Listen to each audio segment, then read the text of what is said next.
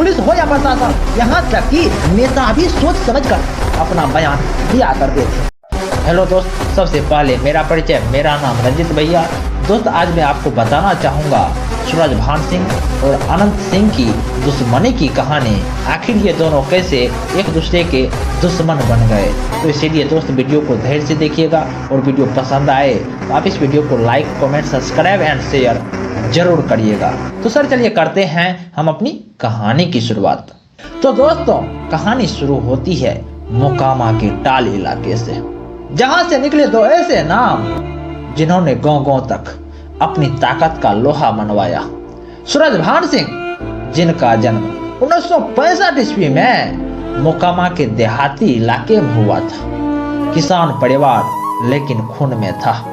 नेतृत्व और नियंत्रण का जज्बा उनके खून में बसा था। उन्होंने पहले ठेकेदारी की, फिर राजनीति में अपना हाथ अपनाया और फिर अपराध की दुनिया में कदम रखा। और वहीं दूसरी ओर अनंत सिंह, लदमा गांव के रहने वाले, बचपन से ही तेज तर्रार, दबंग मिजाज और सन 1990 के दशक में उनका नाम अपराध की दुनिया में गूंजने लगा।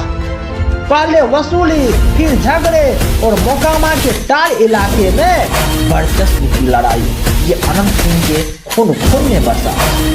तो दोस्तों, अब हम जान लेते हैं कि ये दोनों कैसे शुरुआती दुश्मनी की। लेकिन दोस्तों, अब कहानी में आता है मोड़, जब राजनीति और अपराध का मेल खुलकर सामने आता है। 1990 के दशक के आखिर में मोकामा में दो गुट बन चुके थे। एक तरफ सूरजभान सिंह का गुट, तो वहीं दूसरी तरफ अनंत सिंह का गुट। दोनों के बीच न सिर्फ जमीनी और ठेके की टक्कर थी, बल्कि सम्मान और वर्चस्व की लड़ाई भी थी। तो दोस्त, कहा जाता है अनंत सिंह के बड़े भाई दिलीप सिंह की हत्या ने इस दुश्मनी को अस्थायी रूप से बना दिया। सूरजभान सिंह का नाम उस हत्या में आया था और तब से मोकामा का हर चुनाव, हर अपराध, हर अफवाह इस जंग का हिस्सा बन गया। तो दोस्त, अब हम जान लेते हैं कि आखिर ये दोनों कैसे अपराध से राजनीति तक का सफर तय किया।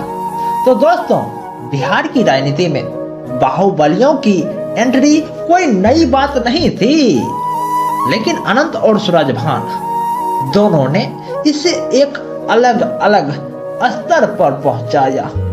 सूरजभान सिंह ने लोकसभा का चुनाव भी जीता और राजनीति में अपना जगह बना ली। वहीं अनंत सिंह 2005 में मोकामा से विधायक बने और लोगों के बीच छोटे सरकार कहलाने लगे। एक समय था जब दोनों के गुटों के नाम से इलाके कांपता था। पुलिस हो या प्रशासन, यहाँ तक कि नेता भी सोच समझकर अपना बयान दिया करते थे। तो दोस्त, अब हम जान लेते हैं कि उस दौर में मोकामा में कैसे गैंगवार और कौन कौन सी ऐसी घटनाएं उस दौर में घटी थी। तो दोस्तों, मोकामा की गलियों में गोलियां चलना आम बात था। रंगदारी हो या जमीनी कब्जा, बदले की कार्रवाई, हर तरफ डर का माहौल था। पुलिस रिकॉर्ड के अनुसार दोस्त, अनंत सिंह पर 30 से ज्यादा मामले दर्ज हुए, जबकि सूरजभान सिंह पर भी हत्या और अपहरण जैसे गंभीर आरोप लगे।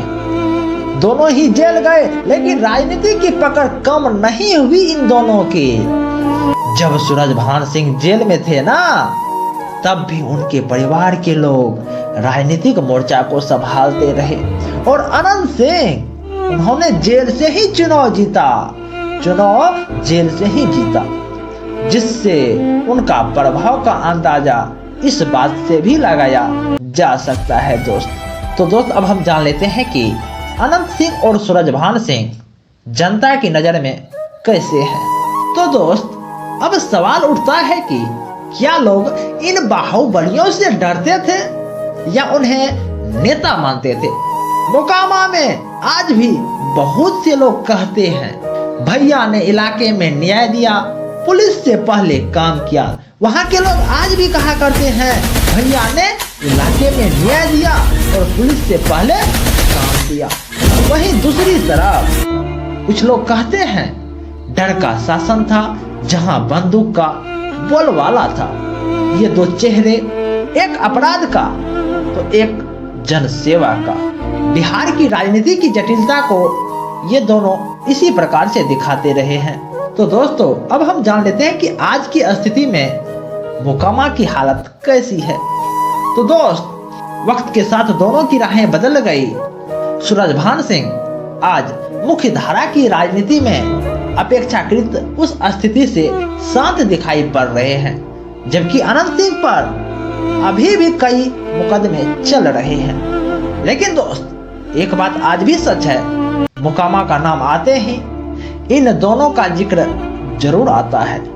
यह कहानी सिर्फ दो लोगों की नहीं है, बल्कि उस दौर की भी है जब राजनीति और अपराध एक दूसरे के साथी बन गए थे। तो दोस्त बिहार की मिट्टी ने कई नायक दिए हैं, कुछ विकास के प्रतीक भी बने हैं और कुछ डर के भी प्रतीक बने हैं। मोकामा की यह कहानी हमें सोचने पर मजबूर करती है कि क्या लोकतंत्र में बंदूक की जगह अब भी बनी रहेगी या अब वक्त है विकास की राजनीति का। तो दोस्त आप बताइए कि मोकामा की जंग का अंत कैसे होना चाहिए। अगर आपको यह कहानी पसंद आई हो ना तो लाइक करें, शेयर करें और सब्सक्राइब तो जरूर करें। हम फिर मिलेंगे बिहार की किसी और सच्ची कहानी के साथ। नमस्कार दोस्त।